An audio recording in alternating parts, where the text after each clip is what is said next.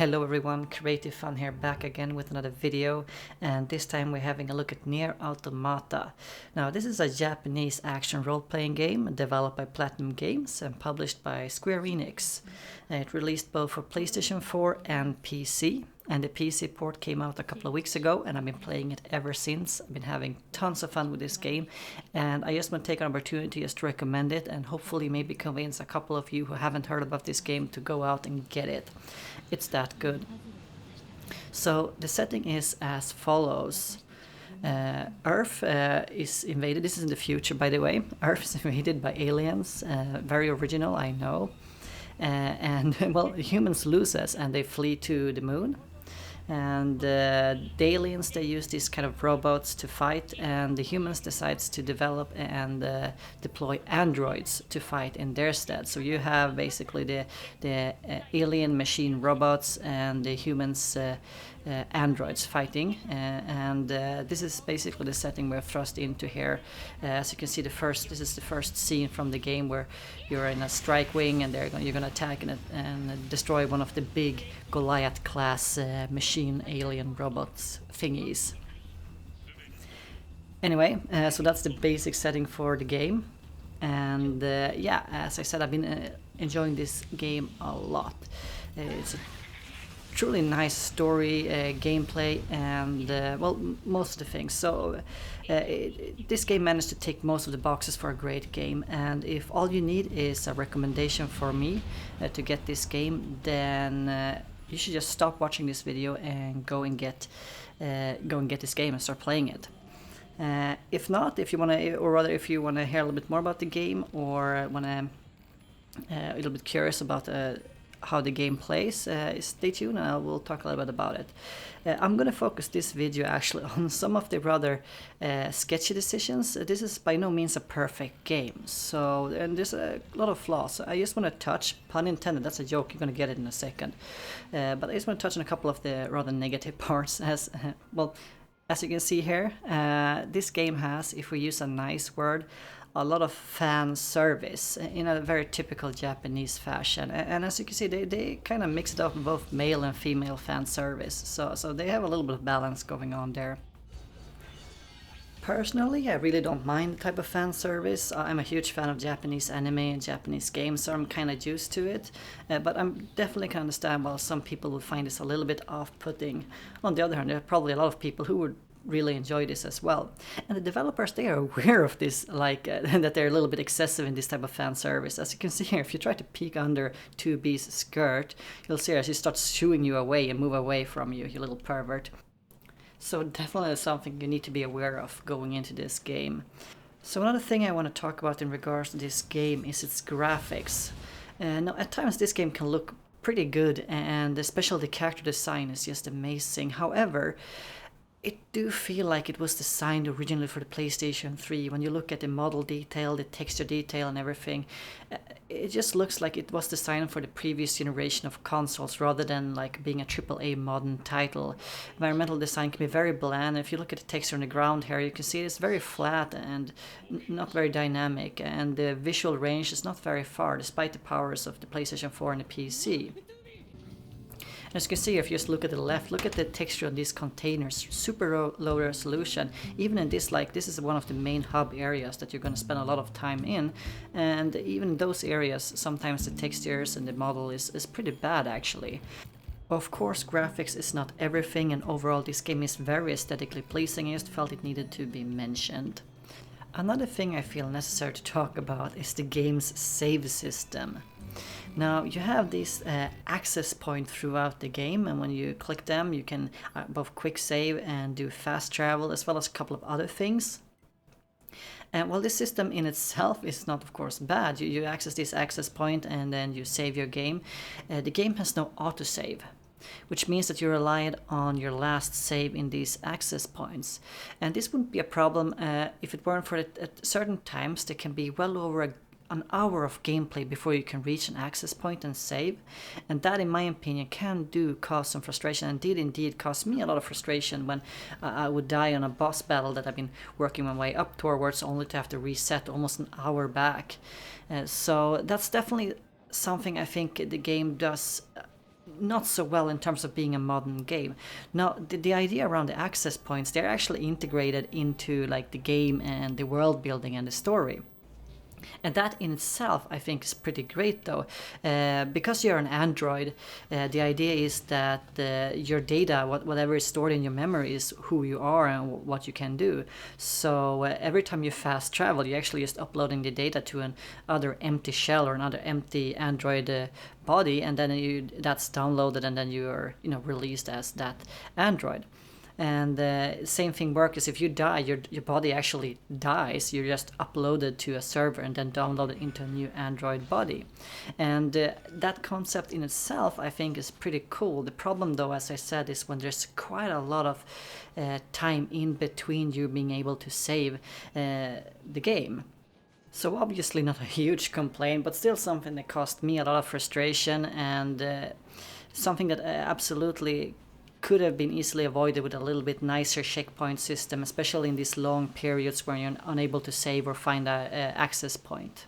So my last two major complaints about this game is related to the PC version of the game. Now this is a PC port from the PlayStation 4 version, and it's a pretty shitty port at that, to be honest. The game is not very well optimized, and considering the graphics fidelity of Nier Automata, any PC with a decent graphics card should be able to run this game flawlessly. It doesn't. And as you can see, I'm playing in ultra wide 3440 by 1440, and to be able to get the game to run properly at this resolution, I actually had to install an unofficial patch for the game just to be able to run it, and still I haven't located any official update or fix for this problem. Going through this type of hassle shouldn't be necessary in 2017, in my opinion, so I'm gonna actually dock them a big point for not being able to port this game sufficiently to the PC market.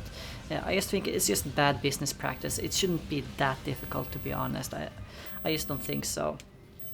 Now, my last little technical gripe about this game, and while this is by no means a deal breaker for me, it is the cutscenes. Now, the cutscenes are pre-rendered video files, and they are pre-rendered in a 16:9 aspect ratio, and they're rendered at 30 FPS, as you can see here. Now, this probably looks great, or at least okay, on a normal flat-screen TV in your living room. It doesn't look that great on an ultra-wide monitor. Since they're actually played back at 30 FPS and in a worse resolution than your computer screen, the in-game graphics actually looks better if you're running on a higher resolution monitor than the cutscenes. The cutscenes looks pixelated, stretched out because they don't fit the widescreen ultra-wide screen format, and they look very, very choppy. So I just feel that this is kind of like one of the things that, like an afterthought. Like, they didn't think about how this would look on a PC game. They just made a PC port in a short time as possible. And from what I can tell in the news and the information I've been able to research, they are not going to re-render these cutscenes. So as a PC user, a PC player, you are stuck with these rather subpar cutscenes in a otherwise very excellent game with excellent story elements and very interesting and neat plot twists. It's just too bad that some of these plot twists and these action sequences are kind of like reduced in quality because they are in a pre-rendered cutscene that's just not up to par with the rest of the game. So it might be sounding like I've been bashing this game quite a lot now, but truth to be told, I really love this game and I've been enjoying it tremendously, and maybe because of that I'm being a little more harsher than I would normally be about the game. So yeah, if you're still watching this and you still think, okay, this might still be an interesting game, okay, what's the good part? Well, Nier Automata is a single player story driven action JRPG, and if those words tickles your fancy, then you're in for an amazing ride. There's some very unique and cool gameplay features in this game. As you can see here, you have a couple of sections where you're doing this type of arcade style shooter, which is very fun and very well balanced. It's just the right amount of this type of arcade style fights, and they look great and feel satisfying when you kill all these enemies that comes at you in droves. And for example, here we have one of the boss fights, which is done in this fighting style or fighting game style view. So it just goes to show that they've really put effort and time in making the gameplay fun and varied. So nothing feels grindy or repetitive at all, and there's always new elements to the game as you progress. Here, for example, you have a little bit of how hacking looked like in this game, and this is a big part of how you can attack certain enemies with one of the characters. And it's just very interesting how they have all these gameplay elements coupled inside this very, very interesting world. And the world itself is one of the things that I truly, truly love about this game. It's very deep, and the story and the world building is taken seriously by the game developers. There's so much things to find if you just look a little bit harder. It really wants you to explore this world. And one of the things that I believe they have done expertly in this game is to balance the amount of stuff you can do in the game. Sometimes certain open world games can feel overwhelming and you might lose direction, whereas in this game I do believe that they have struck a tremendously tremendously good balance between the main storyline and the side quest and the other things you can go on and do in this world. Take for example The Witcher 3, a fantastic role-playing game with tremendous content, but if you look at it in terms of the storyline, going about doing all the side quests does feel unnatural in terms of the character's motivation. So if you're really into role-playing and you kind of... I always felt when I played The Witcher 3 and did a side quest, like, why am I doing this when I'm looking for my goddamn daughter? How can I go about faffing around in this little village? Whereas this game has a really good pacing that does make... you want to do these side quests, and it feels appropriate to do the side quests at certain points in the game, and I really do like that part of it.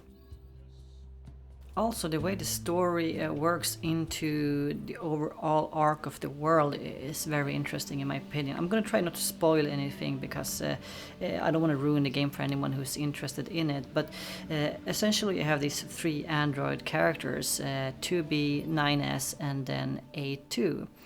And the story arc with the 2B and 9S do run parallel. So when you play as one of the characters, you have to replay some parts of the story. And in all honesty, that I was a little bit put off by that, but the way that it's implemented and the additional story elements that are added to the game when you play as the other character, it does work very well actually, and I didn't feel like it became repetitive despite the fact that I was replaying parts of the story. So somehow they managed, the replayability of this game quite well. And then when you finally get the final character to play with, it's a completely different story arc that builds upon what has happened before. So there is very little repetition. I know some people talk about multiple endings, you have to replay the game many times. And while there are a couple of places in the game where you have to make certain decisions, the game itself makes it very easy to go back and check what would have happened if you made the other decision. So all in all, the way they have designed the game and its replayability and just moving around in the story fluidly after you clear the main storyline arc is really, really good. So before I end this video, I just want to give you a couple of advice before you start playing this game, because I'm pretty sure I've convinced you to start playing the game now, right? Number one, this is a Japanese role-playing game, and that basically means that it has the same similar tropes as most Japanese role-playing games. Also, please play this game with a controller, not with a keyboard and mouse. Trust me on this one. Anyway, thank you so much for watching. Don't forget to subscribe, follow me on Twitter, and I'll see you guys in the next video.